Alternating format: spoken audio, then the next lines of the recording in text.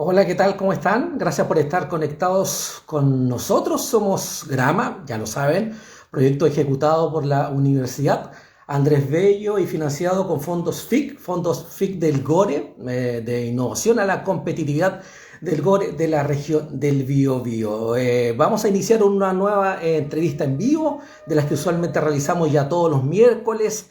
Hemos tenido directores de cine, directores de fotografía, encargados de la música, del área de producción también, y seguramente también lo han visto a través de todas nuestras plataformas, así lo hemos difundido.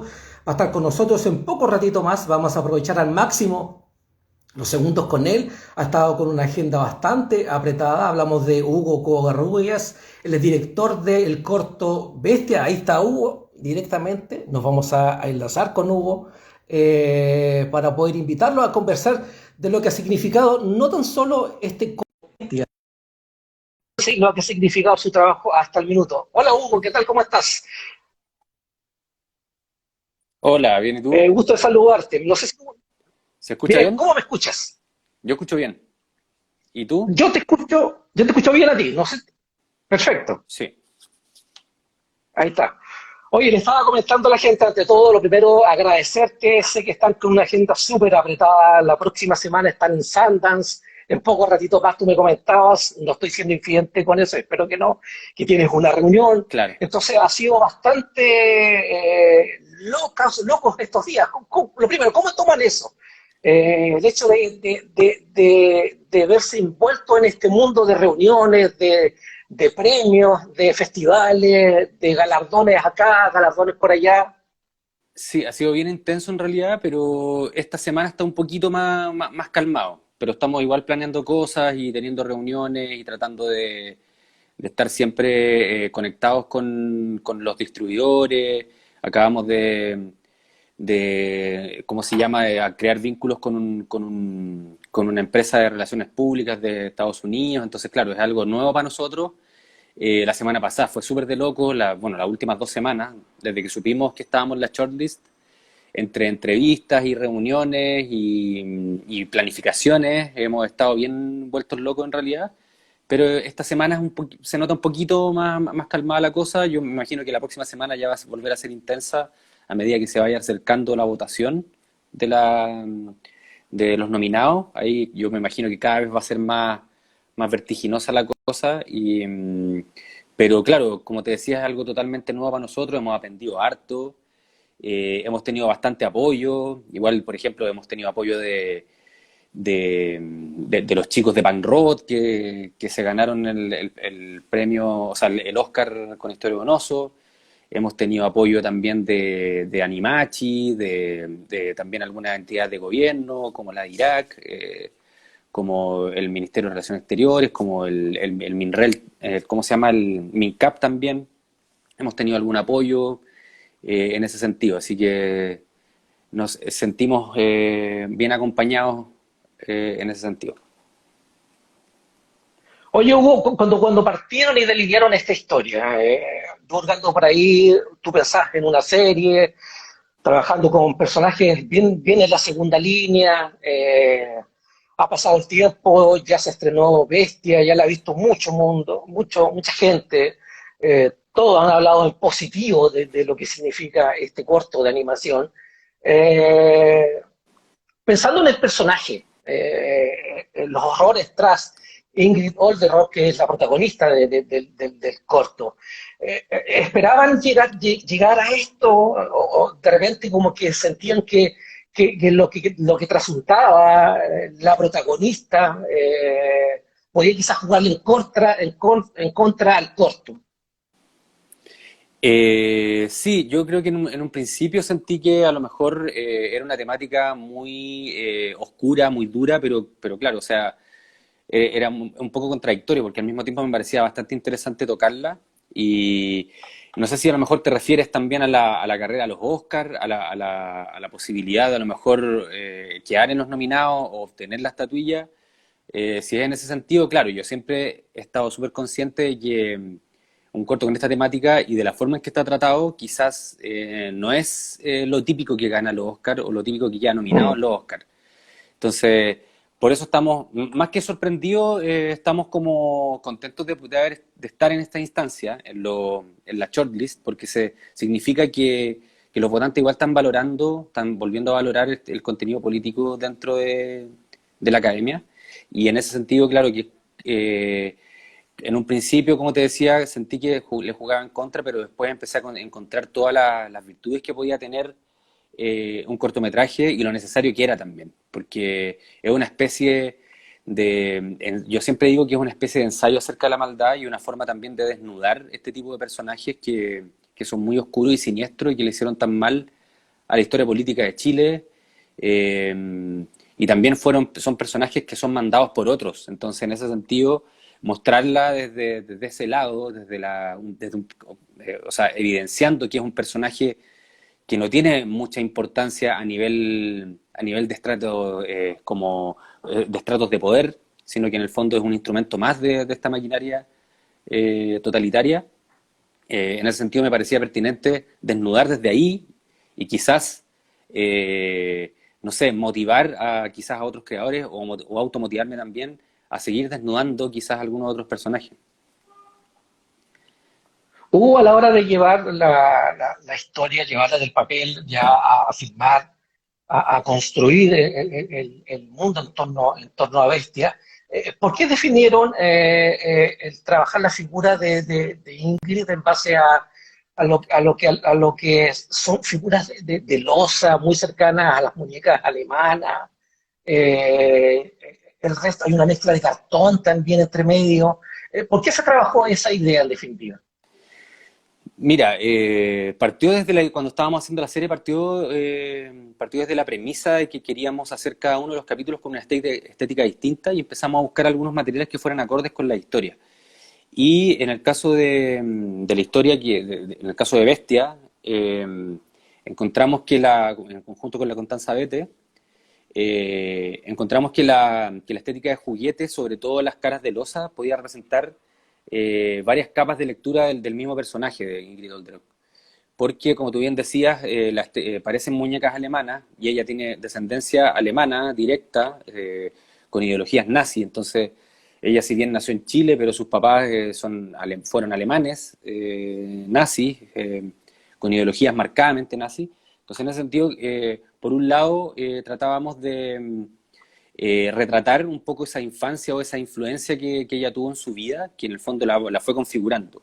Y por otro lado, el material también otorga una serie de otras cualidades que también hablan del perfil del personaje, como por ejemplo, el material es frío, y ella era una persona muy fría también para torturar, el material es duro, y ella también era muy dura, eh, con cierta fragilidad como cualquier ser humano. Ella tenía fragilidades para enfrentar la vida también, sobre todo en el sistema en el que se movía, sin defenderla obviamente, pero obviamente yo quería mostrar esa fragilidad en ciertos momentos, esas frustraciones. Y por otro lado, este material y esta estética nos entregaba la posibilidad de trabajar solamente con una expresión facial. O sea, nosotros tenemos igual, en el cortometraje, ahí realizamos más de una cabeza con más expresiones, pero son súper sutiles, ¿no? Uno no se da cuenta al ver el cortometraje. Yo me atrevería a decir que casi el 90% del cortometraje está con la misma cara. Y eso también habla del personaje, habla de que ella ni se inmutaba al torturar y tampoco mostraba ninguna emoción, ningún rasgo de emocionalidad. Cuando estaba feliz, obviamente no se sabía que estaba feliz. Obviamente mostraba algunos rasgos, pero eran muy mínimos. Entonces, en ese sentido, nos empezó a hacer sentido en el proceso creativo nos empezó a hacer mucho sentido lo de ocupar esta cara y decidimos hacerlo con todos los personajes y también, como tú mencionabas lo de los fondos hechos de cartón, fue una forma de tratar de contrastar un poco la figura y el fondo y dejar solamente las caras que fueran brillantes y algunos alimentos como la carne. Solamente eso tenía brillo y todo lo demás yo tenía ganas de que fuera opaco, bien opaco, y elegimos un material que diera una unidad a todo el fondo, que no hubiera mucha variedad de materiales, sino que variedad dentro de un tipo de material que es el cartón piedra, cartón madera por el lado más texturado, para poder así eliminar cualquier tipo de brillo. Por ejemplo, los cuchillos, todas las cosas que brillan en la realidad no brillan en el corto, sino que solo brillan las caras. Entonces me pareció interesante resaltar aún más este brillo. Y creo que por ahí también habían algunos pares, algunas amigas y amigos que ponían un poquito en duda la elección del material porque generaba mucho brillo y que podía ser finalmente un problema en la producción. Eh, Finalmente no fue tanto problema, sino que entregó muchas más virtudes que problemas, porque le entregó una particularidad bien única al proyecto, al cortometraje en este caso. Hoy aprovechemos de saludar a la gente que se está conectando ya con nosotros. Estamos, ustedes lo ven, estamos con Hugo Covarrubias, director de Bestia. Se dio un tiempito para atendernos acá directamente desde Concepción. Oye, Hugo, con lo que pasó con Historia de un Oso, con lo que está pasando con ustedes, ¿sientes que puede haber un, no sé si renacer, pero el entender que hay que potenciar el área de la animación, darle una mejor cabida, apoyarla de mejor forma? ¿Sientes que estamos en pie de realizadores como tú o algunos más jóvenes que están recién partiendo en esto? Puedan tener más ayuda, mayor cooperación para poder explorar sus talentos y sus historias. Mira, extrañamente, después de la historia de un oso, del Oscar de historia de un oso, hubo obviamente como no sé, un boom de optimismo más que nada, sobre todo en la influencia que Mm. generó en nosotros. O sea, yo no puedo decir que no influyó en mí, o por ejemplo, en tratar de creerse un poquito más el cuento, el tema de Historia de un Oso, del Oscar. Obviamente, como son personas muy similares a nosotros, decíamos, obviamente que cualquiera que tenga las ganas y que tenga el enfoque necesario podría llegar a hacerlo. Pero a nivel de gobierno y no sé, de entidades culturales, no se ha notado tanto el cambio. Creo que todas las cosas que se han hecho dependen también de las cosas que hacemos nosotros como artistas. O sea, por ejemplo, asociaciones como Animachi, que son... Hay una mosquita por acá. Asociaciones como Animachi, que es la Asociación de Animación Chilena, y con una submarca que es Chilean Animation, han hecho hartas cosas, pero obviamente ellos son artistas también, ellos también son artistas de la animación, que han logrado cosas a nivel gubernamental, han logrado mantener las cuotas en los fondos de cultura. Nosotros ahora mismo, por ejemplo, tuvimos que revitalizar el tema de qué es lo que pasaba si algún corto quedaba en la shortlist, porque no había ningún plan. Entonces, en ese sentido, creo que espero que a lo mejor se mantenga de ahora en adelante con todos estos antecedentes, con el antecedente de Historia de un Oso y también con haber quedado, por ejemplo, este año habían 3 cortos chilenos en la longlist, que son la lista larga que eran los huesos, El niño de la montaña, creo que ese corto estaba también en la 84 y Bestia, o sea, habían 3 cortos chilenos en la lista larga. Hace unos años atrás también estuvo en la lista larga la Fernanda Frick con un corto. Entonces, claro, la animación igual ha dado hartos frutos en ese sentido, en aproximación también a los Oscars, y bueno, hace rato que no quedaba uno en la shortlist, creo que obviamente, creo que somos los segundos en quedar en la shortlist después de Historia de un Oso, cortometraje animado digo. Entonces, en ese sentido, obviamente, hay posibilidades de seguir quedando en la shortlist, hay posibilidades de seguir quedando en festivales como Sundance, como que quedamos nosotros ahora, o los Annie Awards, que también quedamos seleccionados ahora. Entonces, como que una cosa son los Oscars, pero también otra cosa también son los otros festivales. Y creo que obviamente nos vamos a seguir organizando y moviendo. Yo agradezco harto también, por ejemplo, la ayuda que he recibido del Leo Beltrán. Ahora, bueno, la Ceci también es parte del equipo, la Cecilia Toro. Pero claro, creo que tenemos que seguir dialogando y seguir haciendo un poquito de ruido cada vez que se logren cosas como esta. Porque después de pasan, no sé, imagínate, nosotros quedamos nominados porque hay varios escenarios. Puede que nosotros no quedemos nominados, pero ya estar en esta es importante. Entonces esto sí tiene que sentar precedentes para el futuro. Y si llegamos a quedar nominados también. Y si quedamos nominados y no ganamos el Oscar, también es algo súper importante, como por ejemplo lo que pasó con la Maite Alberdi hace poco, que no ganó el Oscar, pero Sí. el haber quedado nominada ya O sea, hemos hablado todo el año de la gente topo. Entonces, en ese sentido, creo que son cosas importantes y es de esperar también de que si no quedamos nominados, que obviamente no se sienta como un fracaso, sino que en el fondo como un triunfo también, como de haber llegado a esta instancia. Estamos entre los 15 cortos y son cortos buenísimos. Está súper dura la tarea de poder quedarnos nominados, pero obviamente hay esperanza y creo que en ese sentido creo que eh, es importante no olvidar la importancia de esto.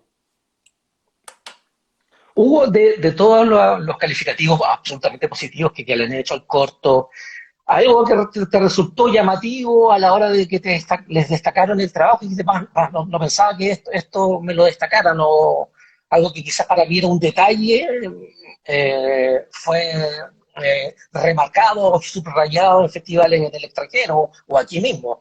¿Hay algo de eso en ese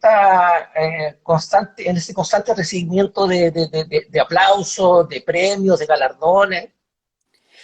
Yo creo que me cuesta definir algo en particular, pero claro, obviamente hay escenas y planos campeones, yo le digo planos campeones que en el fondo son como, que en el fondo son, eh, que no sé, porque se te paran los pelos, algo así, como que en el fondo generan algún efecto en el espectador. Hay varios, que en el fondo yo estaba súper consciente que a lo mejor iban a generar efectos, pero creo que yo en un momento pensé que a lo mejor no se iban a entender las capas de lectura que tiene el corto. Y creo que se entienden perfecto. O sea, la gran mayoría. Hay personas, obviamente, que lo entienden a la segunda vez que lo ven, porque, claro, como es un cortometraje, tú podéis después verlo al tiro, terminar de verlo y verlo de nuevo, porque dura 15 minutos. Entonces, como hay personas que lo han hecho, y hay personas que la primera logran leer mínimo 6 capas de lectura, y en ese sentido creo que los comentarios que han habido, sobre todo de jurados en el extranjero, acerca de ese tema en particular, debo decir que igual me sorprendió un poco porque pensé que iba a ser más complejo entenderla y que a lo mejor no se iba a entender mucho el cortometraje. O sea, obviamente hay gente que no lo entiende, pero muy poca. Eso creo que me ha sorprendido, porque al momento de estar creando un cortometraje es difícil, una de las cosas más difíciles es hacer un corto simbólico y que en el fondo experimente con ciertos lenguajes y que se entienda el mensaje. Entonces, en ese sentido, creo que eso me sorprendió, que se haya entendido estas capas. Y que incluso, Y yo diría que interpretan otras más que yo no, que yo tampoco había dilucidado. Entonces, en ese sentido, es como si fuera un ser con vida. como que nace una nueva interpretación a partir de la obra. Claro, Más difícil aún es el hecho de que no hay diálogos en el corto. eso también. Eh, por lo mismo, me imagino que obviamente estaban conscientes de que el peso iba a ser trascendental, radical, muy grande en el sonido. ¿Cómo lo trabajaron en ese sentido? Precisamente para lo que mencionas tú, para que la gente pudiera entender las capas que tiene este corto, la historia que trasunta, que busca impactar o llamar la atención de quien lo ve. Bueno, fue un trabajo súper difícil. Igual es una de las cosas que yo tenía un poco claras desde el principio, desde que partió un poco la preproducción o cuando ya empezamos a trabajar quizás en la segunda versión del guión. Yo ya tenía más o menos claro que quería trabajar con la Ángela Acuña, que yo ya había trabajado con ella en una obra de teatro que se llama Un poco invisible, con la compañía Maleza, que la codirigimos con la Muriel Miranda el año 2013, que también mezcla, bueno, yo tengo una compañía de teatro que mezclamos teatro con stop motion, de ahí vengo yo, esa fue de ahí, Mm. a partir de eso empecé a trabajar en animación. Y bueno, en esa obra trabajamos con la Ángela Acuña, me gustó mucho su trabajo y la atmósfera que podía provocar con su cello. eh, y me imaginé también algo así para el corto, pero sí no tan musical, que no fuera tan musical, sino que fuera un poco más contemporáneo, experimental, un poco, para tratar de, de expresar estas sensaciones que yo quería volcar en el corto, como por ejemplo la frustración o cómo iban a sonar los sueños, Porque de un punto hacia adelante yo decidí empezar a trabajar el corto desde la psicología del personaje y desde su mundo interno, desde no sé, desde sus sueños hasta las cosas que la frustraban en su vida y también cómo se sentía perseguida. Entonces todos esos momentos necesitaban un sonido más que una música, entonces en ese sentido creo que fue clave el diseño sonoro y también la música de la Ángela. En el fondo, claro, más allá de que hay hartos ruidos, porque yo a la Ángela también le pedí hartos ruidos, después de que hizo una pieza, por ejemplo, yo le dije a la Ángela que a lo mejor íbamos a recortar todo y a mutilar todo y a tratar de reordenarlo, porque pues, podía ser que a lo mejor algunos motivos sonoros podían funcionar mejor en otras escenas. Y fue un trabajo súper interesante y muy, aparte de profesional y muy intenso, con Sonamos, con Roberto Zúñiga y Roberto Espinosa, que es ¿cómo se llama? Una empresa de postproducción de sonido, una de las mejores de Chile. Eh, y con ellos fue algo súper interesante porque ellos tienen una visión súper artística y empezamos a dialogar acerca de cómo podíamos generar todas estas sensaciones. Y como, claro, yo no soy músico, pero me gusta mucho la música, pero claro, no puedo hablar de notas y de términos musicales, entonces yo a veces le hacía como algunos soniditos a los chicos y a la Ángela también, así como con la boca, así como, quiero algo como sostenido, como que se vaya alargando y que en este momento a lo mejor nos ayude a hacer que lo vertiginoso que es la escena, a lo mejor acentuarlo un poquito más y en ese sentido creo que fue una mezcla entre el trabajo de la Ángela con las cuerdas y también el diseño sonoro de, del Roberto Zúñiga, en conjunto con el Roberto Espinosa, pero aprendí en ello en ese proceso, porque siempre yo he estado muy vinculado con todos los aspectos de las cosas que hago, pero en este caso, claro, estuve ahí encerrado varios días con los chicos tratando de resolver de la mejor forma el diseño sonoro. Y otro trabajo también destacable es el trabajo del Camilo Salinas, que, bueno, un súper músico chileno, y él hizo todas las músicas de las radios. O sea, nosotros teníamos, por ejemplo, en las referencias de sonido, teníamos ABBA, teníamos Roberto Carlos, Julio Iglesias, y obviamente por temas de derecho, y también, y bueno, y después nos dimos cuenta que a lo mejor no era bueno poner temas tan reconocibles porque a lo mejor te podían sacar de la historia. Entonces, pero partió por el tema Perfecto. de los derechos. Y ahí el Camilo Salinas compuso unos temas a partir de esos. O sea, en el fondo, no es que haya hecho una copia, sino en el fondo dijo, ya. Yo le dije, quiero algo así como este tema de Julio Iglesias para la cocina, para que sea un tema muy calmadito. Y él compuso algo en base a eso.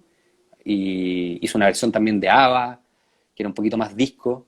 Entonces, y a la gente le ha encantado, sobre todo el tema que es más disco, que en el fondo son temas que fueron pensados también para perturbar un poquito, porque la banda sexy obviamente prendían música para torturar, entonces esas músicas finalmente fueron súper importantes. Eh, y claro, es como mucha gente ha preguntado de quién es ese tema, y no, es Camilo Salinas, el creador.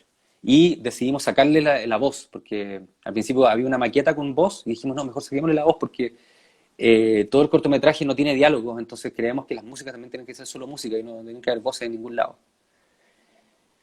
Y Oye, eso, Hugo, alguien pregunta por ahí, ya terminando, para que compromisos son compromisos, como dicen por ahí. Alguien dice, desde España, ¿dónde puedo verlo? Y junto con eso, ¿va a estar desde, online? ¿Qué se puede sí, esperar de la idea? mira, bueno, acabo de ver una pregunta aquí de Camilo Salinas de la Cosa Nostra, sí, por el mismo Camilo Salinas, el gran Camilo Salinas. Bueno, desde España, mira, hay varias posibilidades. Hay una posibilidad mundial de que se metan a vimeo.com/on-demand/bestia y ahí pueden arrendar el corto por $2,5 o comprarlo por Perfecto. 5,5 dólares. Igual creo que depende también del cambio en cada país y todo, pero por lo menos aquí desde Chile esos son los valores. Creo que pueden variar un poquito a lo mejor en Europa, pero esa es la plataforma que armó la distribuidora Miyu. Nosotros tenemos una distribuidora francesa que nos ayuda en toda esta campaña también y decidimos hacer este on demand, que para que la gente pueda pagar, también pensando un poco en esta etapa de que estamos en Sundance, en los Annie Awards y también en la shortlist, para que la mayor cantidad de gente pueda ver el corto.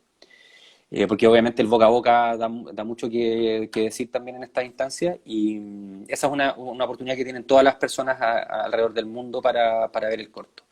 Y en Chile, bueno, hablando de Concepción, hay una posibilidad de ver Bestia, pero con cupos limitados, el martes 18 de enero a las 20:30 horas en el Festival de Teatro del Bío Bío de forma online, festival del cual yo soy director también. Entonces va a estar de forma gratuita por inscripción. Se pueden inscribir Cuéntate. mediante ftb.cl, ftblarga.cl. Perfecto, Y en el Centro Arte Alameda, este fin de semana, el sábado 15 a las 18:30 horas, va a estar junto al cortometraje Los Huesos también, en el perfecto. Centro Arte Alameda y Oye, en Sala Hugo, Seina. ahí están todos los datos habidos y por haber para ver Bestia, para respaldar lo que va a pasar con Bestia. La shortlist va a estar lista el 8 de febrero, me parece.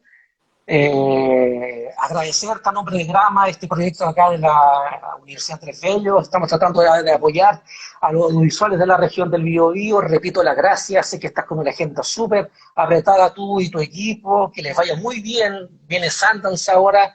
Así que te dejo la pantalla dividida para que te puedas despedir de la gente que te está siguiendo y está preguntando por ti, por este corto que está generando una serie de repercusiones absolutamente positivas cada una de ellas. Hugo, te dejo las palabras finales.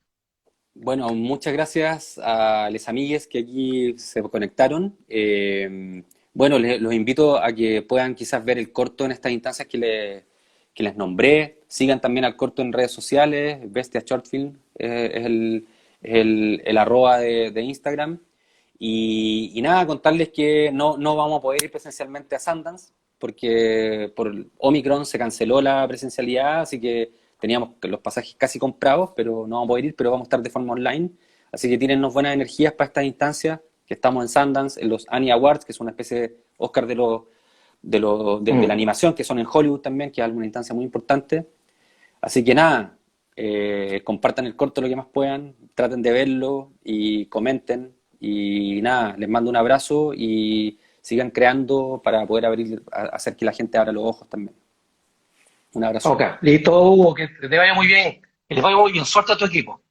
Y el Chau, resto, chau. manténganse siempre conectados a Grama. Vamos a tener invitados de tal trascendencia como Hugo semana a semana. Así que atentos a todas nuestras redes sociales y también a nuestra web www.grama.cl. Chao, que estén bien. Chao, Hugo.